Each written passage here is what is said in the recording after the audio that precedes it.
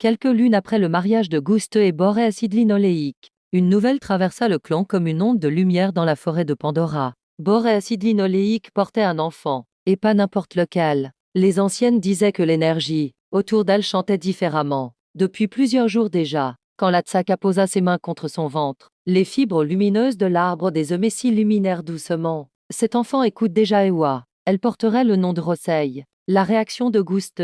Gouste resta silencieux pendant presque une minute entière, ce qui inquiéta immédiatement Boréas Linoléique. Tu n'es pas heureux. Il cligna plusieurs fois des yeux avant de répondre. Je viens juste de réaliser qu'un minuscule être va apprendre à marcher, avec mes gènes. Puis il paniqua complètement. Il demanda combien de fois un bébé Naorvi mangeait par jour, si les enfants pouvaient tomber des branches géantes, et si hurler très fort était normal chez les nouveau-nés. Les chasseurs du clan se moquèrent de lui pendant des semaines. Boréas Linoléique pendant la grossesse. Boréas Linoléique devint encore plus rayonnante qu'avant. Certaines nuits, les motifs naturels de sa peau semblaient légèrement plus lumineux autour de son ventre. Les femmes du clan lui apportaient des infusions de fleurs nocturnes, des fruits riches en nectar, et une soupe spéciale censée donner des rêves paisibles au bébé. Roseille bougeait énormément, surtout quand Boréas Linoléique chantait. Un soir, alors que toute la forêt était calme, Gouste posa timidement sa main contre le ventre de Boréas Linoléique. Et soudain, toc,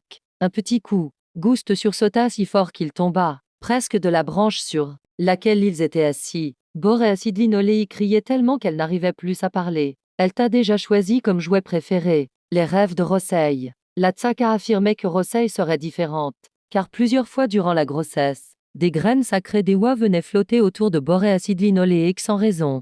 Les animaux semblaient anormalement calmes près d'elle, et même les écrans approchaient sans peur. Une nuit, Boréas Linoléique rêva d'une petite fille courant dans une prairie lumineuse sous 3 lunes immenses. Quand elle raconta ce rêve au clan, un ancien murmura. Ewa montre parfois l'avenir sous forme de chansons. La promesse. Avant la naissance, Gouste fabriqua lui-même un petit pendentif pour Roseille. Il était maladroit, un peu tordu aussi, mais Boréas Linoléique le trouva magnifique. Cette nuit-là, sous les arbres géants illuminés, Gouste posa sa tête contre le ventre de Boréas Linoléique et murmura « Petite Roseille, tu peux prendre ton temps avant d'arriver. » Silence. Puis, toc, encore un coup. Boréas Linoléique sourit doucement. « Je crois qu'elle vient de dire non. »